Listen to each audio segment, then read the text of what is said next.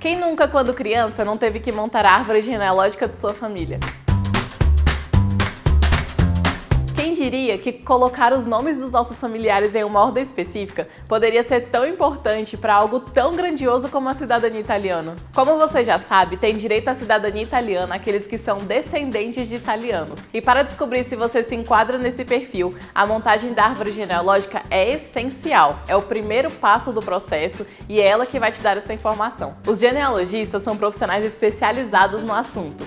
São eles que vão em busca dos tesouros que são as certidões de nascimento, casamento e óbito. O trabalho deles vai além de colocar nomes em uma árvore genealógica. Eles desbravam diversas outras informações, como locais e datas, que podem servir como pistas para eles encontrarem aquilo que procuram. Algo imprescindível para dar início à pesquisa genealógica é coletar o máximo de informações possíveis com a pessoa que precisa encontrar esses documentos, pois é a partir dessas informações que começa a caça ao tesouro. Esses profissionais têm acesso à base de dados, cartórios, acervos e também uma visão especialista de como obter essas informações, o que faz com que a pesquisa seja muito mais eficaz e precisa. Talvez você não seja um profissional de genealogia, mas você já pode começar fazendo a sua parte. Inicie montando a árvore genealógica de sua família e conferindo quais documentos de cada um você tem. E é muito importante coletar o máximo de informações com sua família. Converse com seus pais, avós, tios e saiba fatos sobre a sua família. Às vezes uma coisa que parece inútil pode ser essencial na pesquisa genealógica. Para que você entenda melhor sobre o processo, convidamos a Caroline Viana para te explicar um pouco mais sobre genealogia.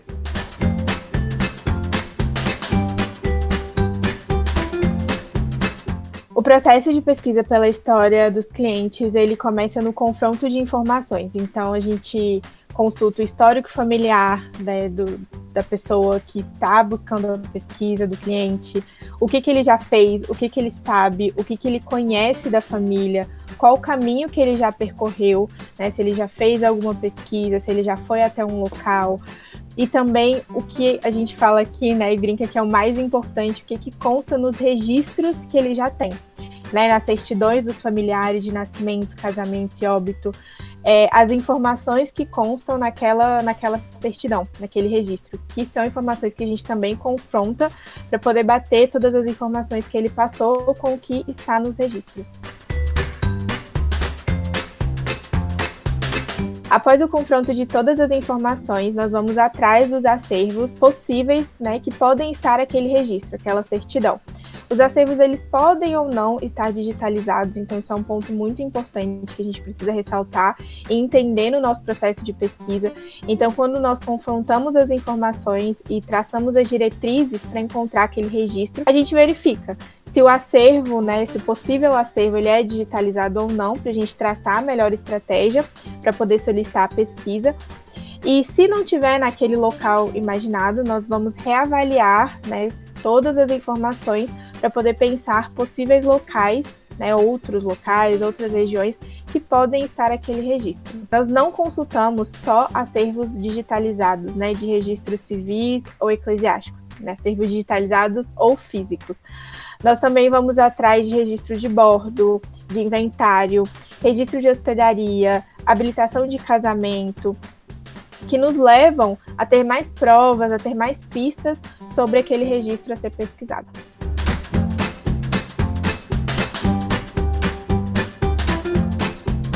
Muitas vezes, se o cliente ele já fez uma pesquisa, isso é muito importante para que a gente entenda qual é o caminho que vai ser trilhado. Então, se ele já passa para a gente todas as informações que ele tem, até RG, registro de entrada no país estrangeiro, certidões, tudo isso vai ser muito importante para que a gente sente, avalie tudo que a gente tem para trilhar o melhor caminho.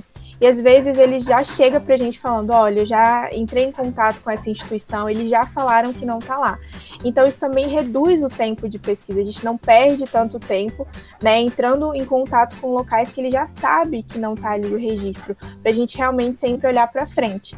E se de fato, por algum motivo, não der certo, aí sim a gente volta os olhos e entende se ele fez a pergunta do jeito certo para aquela instituição que ele falou que não está a pesquisa, né, o registro. Então, é muito importante ele passar o máximo de informações possível. Alguns, né, eles falam, olha, eu tenho um RG aqui da minha mãe, mas acho que não é tão importante, não tem tanta informação. Ou eu tenho uma carta que o meu avô deixou, meu bisavô deixou, mas tudo é informação. Então, tudo sempre vai ser importante para o processo de pesquisa. Qualquer informação, né, a gente às vezes olha com um olhar diferente. Então, tudo para a gente vai ser sempre importante para o processo.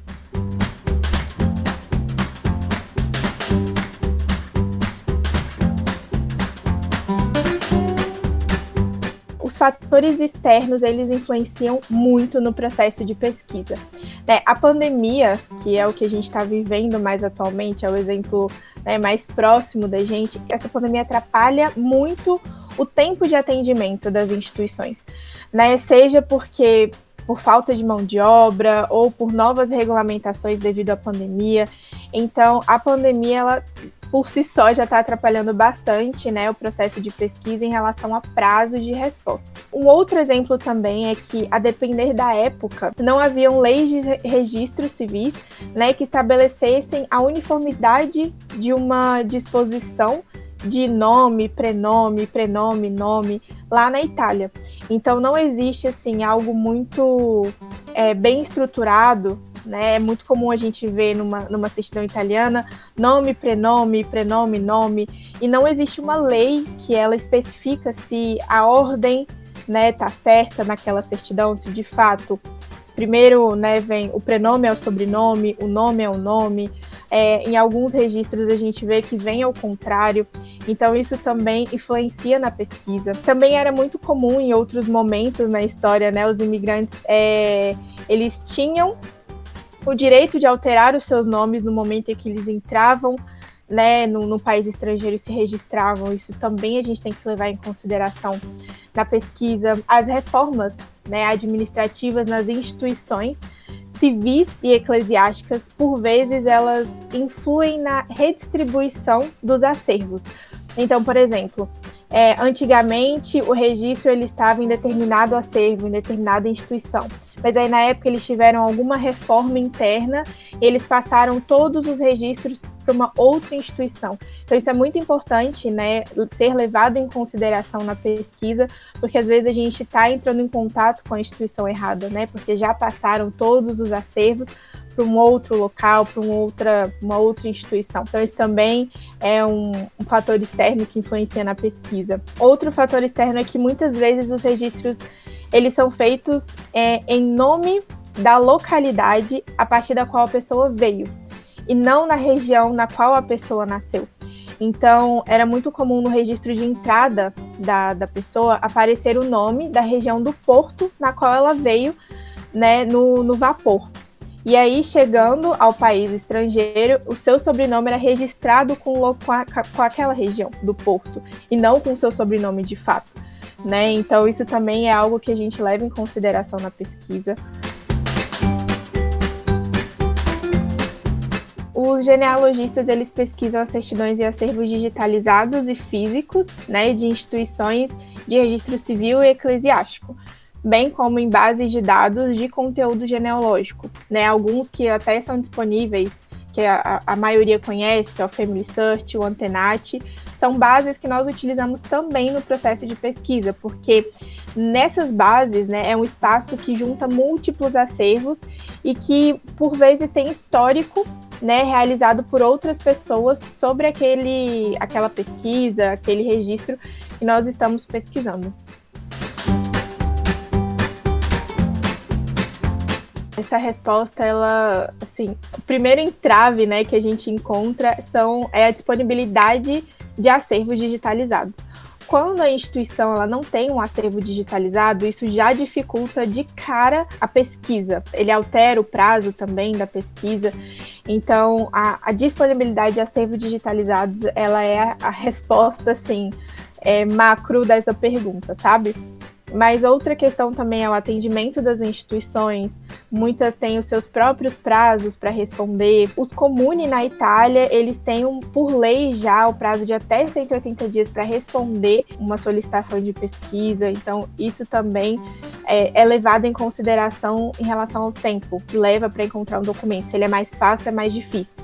Então, é a sua disponibilidade, o prazo que cada instituição tem. A pandemia também, de fato, ela tem o seu papel dentro disso, com a diminuição no quadro de funcionários, também altera no tempo de resposta da instituição.